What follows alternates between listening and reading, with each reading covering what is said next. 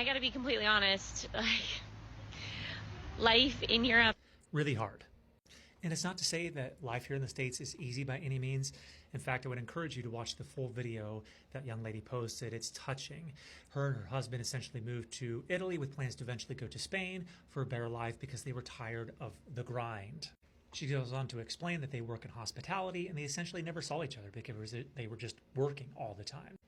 And I know several people that would love to somehow be able to escape all of our current issues that we're facing here in this country right now and have thought quite seriously about picking up and moving to Europe. And it's not like there is some shortage of videos out there that go viral talking about, oh, it's so easy and it's affordable and all these sorts of things. But the reality is, I think what this young lady is discovering is a lot of that is just not true. The idea of healthcare being free is nice and all, and the idea of, yes, this thing only costs this much sounds great when you're making American dollars. So watch the rest of the video if you like, but what I want to talk about is this sort of escapist mindset that many of us are engaging in, rather than asking ourselves, how can we do better? How can we address these issues and confront them and make life around here better? Because if we don't do that and we continue to engage in this escapist mindset, then you might, like this poor young lady has discovered, move somewhere, pick up your life, be away from your friends, your family, your habits, the places you like to go, and at some point later discover, oh no, what have I done? And what might be more common than this, than moving overseas, is actually a lot more insidious. Many of us are engaging in escapism to, I would argue, excessive degrees, through social media, through video games, through whatever distracts you, so that we just kind of don't have to confront the reality. Now, this can be a useful thing at times in measured instances. Let's take, for instance, if you're waiting to hear back, if you're waiting to kind of move some sort of needle forward while you're dealing with a difficult situation, then being able to escape the stress of that for a little while is a healthy thing. That said, if you're just completely sticking your head in the sand and never getting around to whatever the issue is, then that becomes a problem. Because there's sort of the saying that there's three things you can do in a situation. One is take action and hope for a good outcome. Hopefully there's a good outcome. The second thing would be to take action and it doesn't quite work out. You try, but some other new problem pops up, or the thing just that you tried fails. But the other thing that we can do is essentially nothing, and that's kind of the worst thing that we can do, because what will happen is the outcome that happens and then you've had no say in it. So then not only do you have to live with that outcome, but you have to live with the realization that you did nothing to affect it. So while from a psychological standpoint, that might feel better in the immediate because you're escaping the sort of aversive experience of taking risk, of trying, putting forth action, and that action not working out, in the long run, the psychological harm tends to be worse because your thoughts, your ideas about yourself are going to be affected. How would you judge somebody or think of somebody who knew there was a problem and did nothing? Now look, living under fascist rule is hard.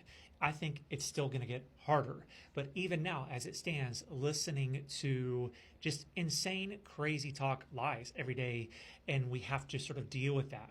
We have to adjust to this new reality. It's been a difficult thing for sure, but I think there's still a lot worth fighting here. I still have family, I have friends here, people, that I don't want to leave behind unless I absolutely have to.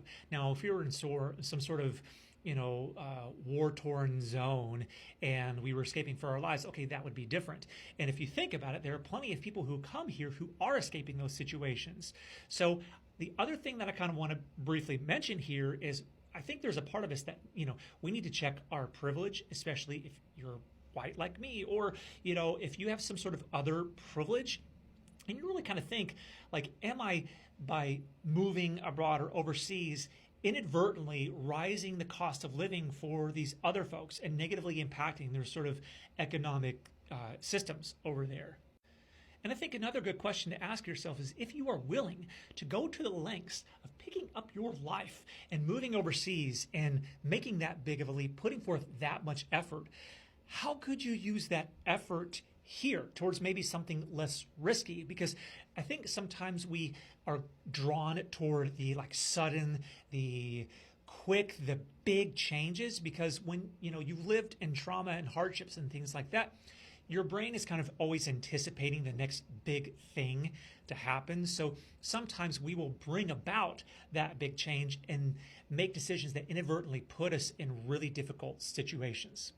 The reality is your brain builds safety maps of your home, and when you move, you lose every single one of them. So let's honestly ditch the narrative that all of us should be happy right now. We're living under difficult times. It is going to be difficult for a while, but I think we need to just ditch this sort of mindset that we're supposed to be, feeling better and we wish we could go back to these times and what have you. It's just not going to happen. We're here where we're at, and we need to deal with it.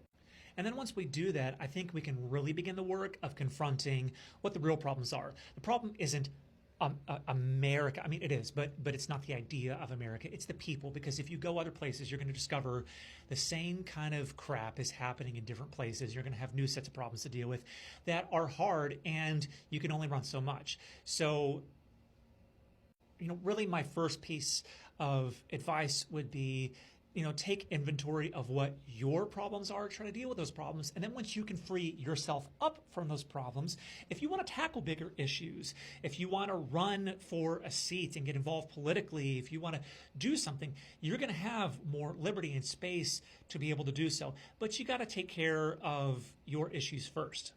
And then, I would really encourage you to focus on what kind of life are you building.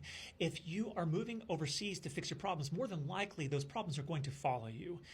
For instance, if your way of finding happiness is running to Target to buy something every time you're feeling a little low, that takes money. And that might be part of why you're working so much, because that's your primary coping mechanism to deal with loneliness, to deal with sadness or unresolved grief or trauma or whatever those issues are.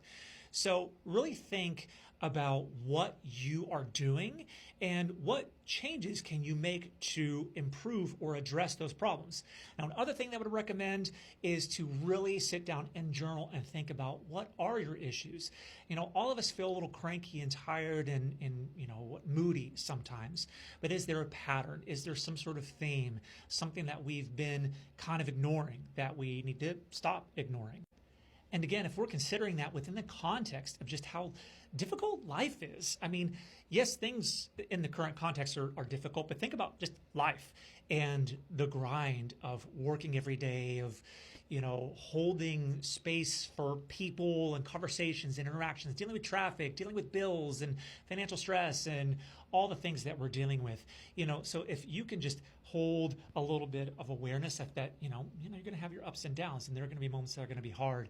I think that's going to help you to really sort of pinpoint what is just sort of normal daily stress, what are things that are worth fighting for, and what are things that are not daily stress that are kind of in the way of those things worth fighting for, so we can address them more head on.